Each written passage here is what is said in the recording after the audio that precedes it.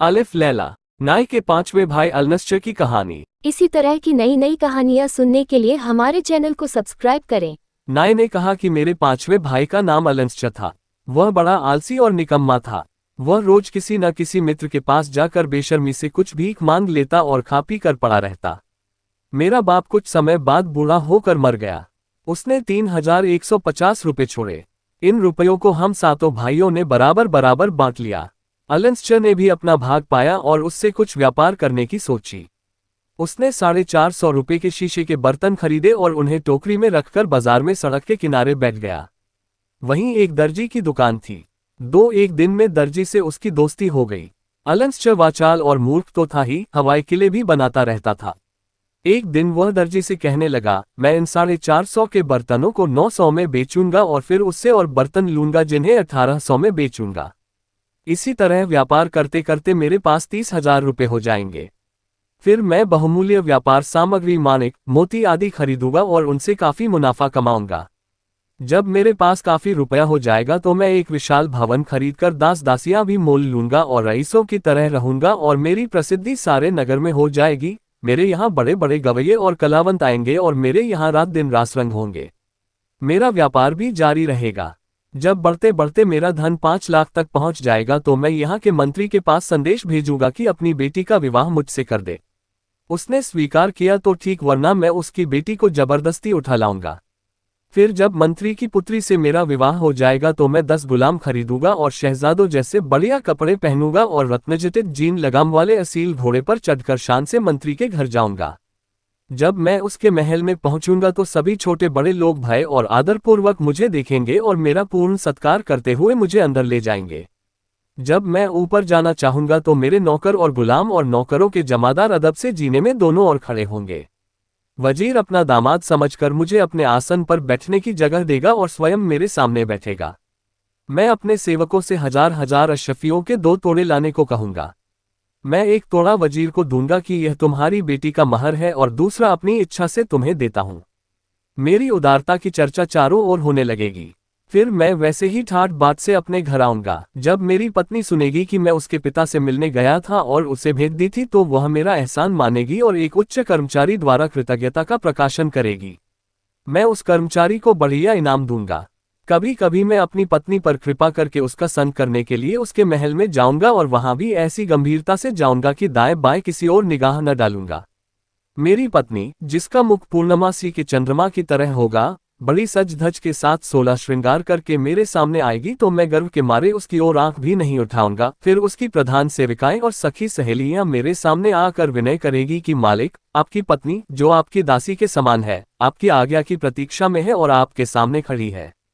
कृपा करके उसे अपने आगे बैठ जाने को कहें। मैं फिर भी उन्हें कोई उत्तर नहीं दूंगा। उन्हें इस बात का बड़ा आश्चर्य होगा कि मैं उनकी ओर और अपनी पत्नी की ओर देखता क्यों नहीं हूं। वे लोग बड़ी देर तक मेरे सामने खड़ी होकर मुझसे अपनी पत्नी पर ध्यान देने के लिए अनुनय करती रहेंगी। फिर मैं एक कृपापूर्ण दृष्टि अपनी पत्नी पर डालूंगा, लेकिन फिर निगाह फेर लूंगा। मेरे इस रवैये से मेरी पत्नी की सेविकाएं और साथिनें समझेंगी कि मैं वैसे किसी बात पर नाराज नहीं हूं, किंतु पत्नी का जो साज श्रृंगार किया गया है वह मेरे मन का नहीं है, इसलिए वे उसे दूसरे कक्ष में ले जाएंगी ताकि उसका नए सिरे से साज श्रृंगार करें। इतने समय में मैं भी उठकर नए कपड़े पहन लूंगा। शयन कक्ष में जाने पर भी मैं अपनी पत्नी से पूर्ण उपेक्षा का बर्ताव करूंगा। मैं उसकी ओर एक दृष्टि भी नहीं डालूंगा और उससे एक बात भी नहीं करूंगा। मैं पलंग पर उसकी ओर पीठ करके सो रहूंगा। मेरी पत्नी रात भर इस उपेक्षा से दुखी होकर आंसू बहाती रहेगी और सवेरा होने पर अपनी माता यानी मंत्री की पत्नी से रो रो कर कहेगी कि मेरे पति ने रात में मेरे साथ गर्व और उपेक्षा का बर्ताव किया। उसकी माँ उसे दिलासा देगी, फिर मेरे महल में आकर सम्मानपूर्वक मेरा हाथ चूमेगी और कहेगी कि जमाई राजा, मेरी बेटी पर इतना अत्याचार न करो कि उसकी ओर देखना ही छोड़ दो। उसका अगर कोई कसूर है तो बताओ, मैं उसे दंड दूंगी। वैसे ये तो कहने की जरूरत नहीं कि वह तुम्हारी दासी है और तब मन से तुम्हारी सेवा करना उसका कर्तव्य है। तुम उस पर एक बार तो कृपा दृष्टि करो। उसके इस अनुनय विनय का मुझ पर कोई असर नहीं होगा। फिर मेरी सास मेरे पास आकर मेरा पांव चूमेगी। मैं इस पर भी टस से मज नहीं हूंगा। फिर मेरी सास शराब का एक प्याला भर कर मेरी पत्नी को देगी कि अपने पति को पिला दो, शायद इससे वह तुमसे प्रसन्न हो जाए। मेरी पत्नी मेरे सामने आकर प्याला लिए बहुत देर तक भयभीत सी खड़ी रहेगी। फिर वह कहेगी कि आपको उसी भगवान की सौगंध है जिसने आपको इतना ऊंचा बनाया है कि इस दासी के हाथ से मद्यपात्र लेकर पिए। मैं उसकी इस बात को बदतमीजी समझूंगा और उसके मुंह पर एक तमाचा लगाऊंगा और उठकर उसके इतने जोर से लात मारूंगा कि वह दालान से नीचे गिर पड़ेगी। मेरा भाई अपनी कल्पना में इतना खो गया कि उसे अपनी स्थिति का भी ध्यान नहीं रहा। उसने उठकर उसी टोकरे पर, जिसमें उसके शीशे के बर्तन रखे हुए थे, जोर की लात जमाई। टोकरा सड़क पर जा गिरा और उसमें के सारे बर्तन टूट फूट कर बिखर गए। दर्जी, जो उसकी बकवास को मजे लेकर सुन रहा था, हंसते हंसते लोटपोट हो गया। उसने मेरे भाई से कहा, मूर्ख, अभागे, तुझे मालूम है कि तेरी यह हानि क्यों हुई है? तूने इतनी सम्मानित और सुंदर स्त्री का जो अपमान किया, ये उसी का फल है। अगर मैं तेरे श्वसुर यानी मंत्री की जगह होता तो ऐसी बदतमीजी पर तेरे 100 कोड़े लगवाता और गधे पर बिठाकर सारे शहर में घुमाता कि लोग तुझे दंडित अपराधी के रूप में जान जाएं। मेरे भाई को भी अपने माल की बर्बादी देखकर बड़ा दुख हुआ और वह रोने चिल्लाने लगा। बहुत से लोग उस समय जुमे की नमाज के लिए मस्जिद की ओर आ रहे थे। उसका रोना पीटना सुनकर वहां भीड़ इकट्ठी हो गई। लोग पूछने लगे कि क्या बात है। जब दर्जी ने उन लोगों को पूरा हाल बताया तो वे सब भी हंसने लगे और मेरे भाई का मजाक उड़ाने लगे। संयोग से उसी समय एक अमीर घराने की स्त्री पर्दे वाली सवारी पर बैठी कहीं जा रही थी और उस स्थान से गुजर रही थी। उसने सवारी रुकवा कर भीड़ के लोगों से पूछा कि क्या बात है, कौन रो रहा है और उस पर क्या विपत्ति पड़ी है। उन लोगों ने जल्दी में पूरी बात नहीं बताई, बल्कि कह दिया कि एक गरीब बर्तन वाला एक चबूतरे पर टोकरे में बर्तन रखे था, संयोग से ठोकर लगी और सारे बर्तन जमीन पर गिरकर चूर चूर हो गए। उस स्त्री को दया आई। उसने अपने एक सेवक को अशर्फियों की एक थैली देकर कहा कि उस बेचारे गरीब को दे आओ जिसका नुकसान हुआ है। सेवक ने वह थैली, जिसमें 500 अशर्फियां थीं, मेरे भाई अलंसचे को दी। उसने थैली पाकर बड़ी प्रसन्नता व्यक्त की और उस दानी स्त्री को बहुत से आशीर्वाद देकर थैली लेकर अपने घर चला आया। कुछ ही देर में उसका दरवाजा किसी ने खटखटाया। उसने दरवाजा खोला तो देखा कि एक बुढ़िया खड़ी है। बुढ़िया ने कहा, बेटा, नमाज का समय हो गया है, मुझे एक लोटा पानी दो तो मैं वजू करके नमाज पढ़ लूं। मेरे भाई ने देखा कि वह काफी बूढ़ी है, इसलिए नितांत अपरिचित होने पर भी उसने उसे लाकर पानी दिया। बुढ़िया नमाज पढ़कर मेरे भाई के सामने आई और उसके सामने ऐसे झुकी जैसे नमाज में भगवान के समक्ष झुकते हैं, और फिर उठकर उसे बराबर आशीर्वाद देती रही। मेरे भाई ने उसके फटे कपड़े देखकर समझा कि यह भीख मांग रही है। उसने अशर्फियों की थैली निकाली और उसे 2 अशर्फियां देने लगा। बुढ़िया ने वे अशर्फियां नहीं ली। मेरे भाई अलंसचे ने बिगड़कर पूछा कि क्या तू इतनी भीख से भी संतुष्ट नहीं है? बुढ़िया ने कहा कि तुमने गलत समझा कि मैं भिखारिन हूँ। मैं तो अति धनवान और सुंदर युवती की नौकरानी हूँ, वह मुझे बहुत कुछ देती है और मुझे भीख की जरूरत नहीं है। मेरा भाई मूर्ख तो था ही, उस बुढ़िया के फरेब को न समझा और उससे कहने लगा कि हमें भी अपनी मालकिन को दिखाओ। इसके लिए वह उसे इनाम देने लगा। बुढ़िया हंसकर बोली, तुम यह इनाम रख लो और मेरे साथ चलो। तुम मेरी मालकिन को तो देखोगे ही, ये भी संभव है कि तुम्हारी सुंदरता देखकर वह तुमसे विवाह कर ले। ऐसा हुआ तो तुम वास्तव में भाग्यशाली हो जाओगे, असंख्य धन और अनिंद्य सुंदरी के स्वामी। मेरे भाई ने अंदर जाकर अच्छे वस्त्र पहने और अशर्फियों की थैली लेकर बुढ़िया के साथ चला। बुढ़िया उसे एक बड़े विशाल और सजे सजाए मकान के सामने ले गई। उसके आवाज देने पर एक यूनानी दासी ने द्वार खोला। बुढ़िया ने उसे एक सुसज्जित स्थान पर बिठाया और अंदर गई।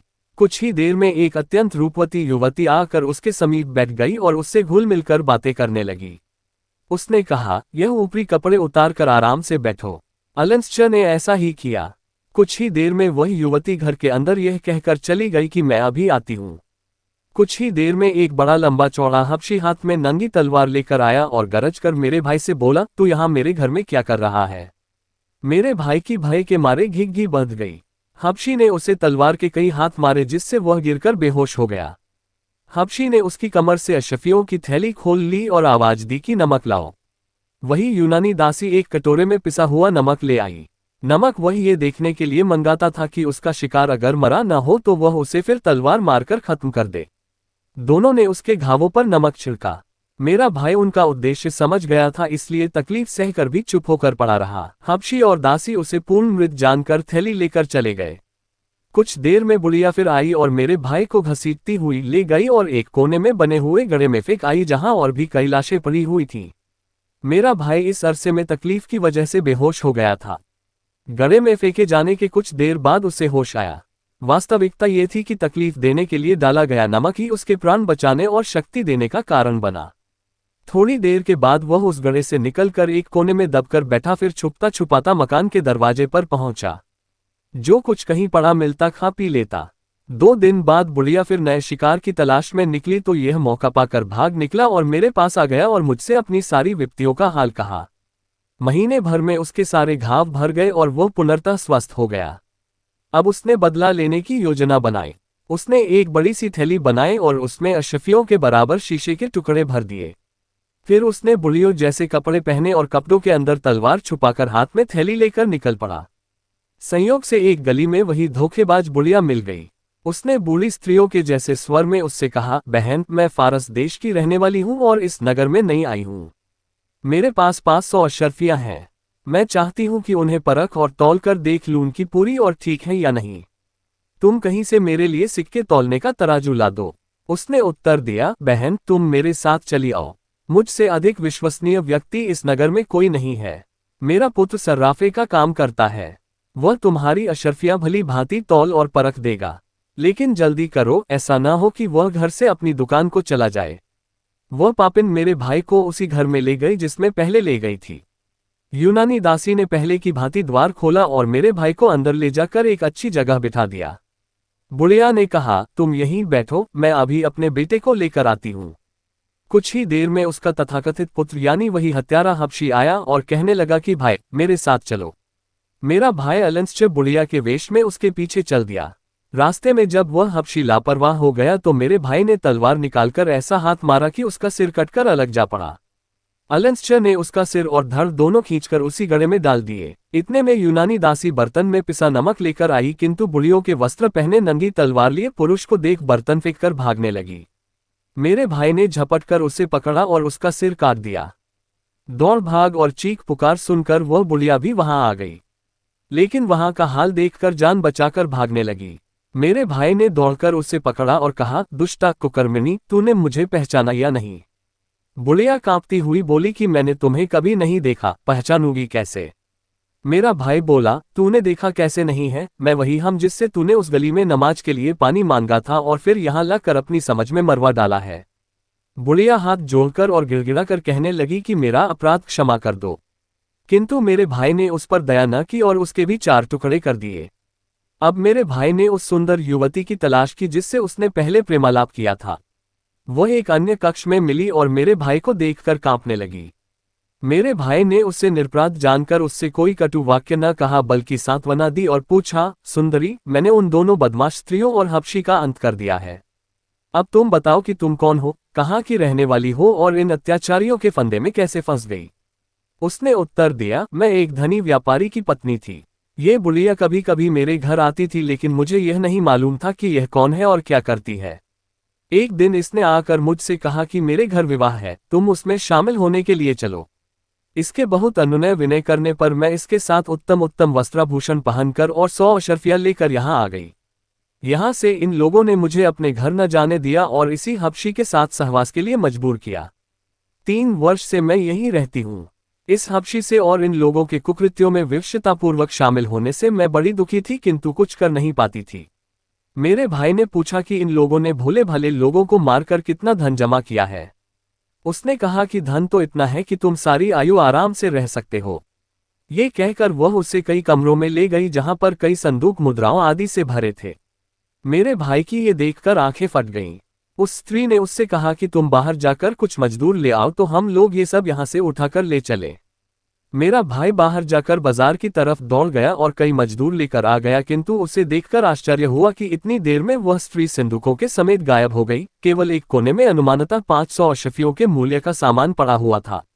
मेरे भाई ने सोचा कि चलो, जो कुछ हाथ आया वही बहुत है, और मजदूरों से वही सामान उठवाकर अपने घर आ गया। दुर्भाग्य से मजदूरों को लाने के बाद उसने उस घर का दरवाजा बंद नहीं किया था, न बाहर जाने पर घर को ताला लगाया।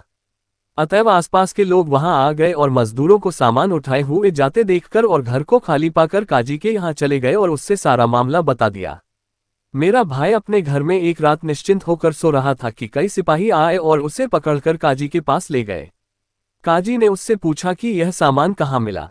उसने कहा कि मैं ये सारी बातें सच सच आपको बताऊंगा, किंतु आप यह आश्वासन दें कि मुझे दंड न दिया जाएगा। काजी ने कहा, सच बोलने पर मैं तुझे दंड न दूंगा।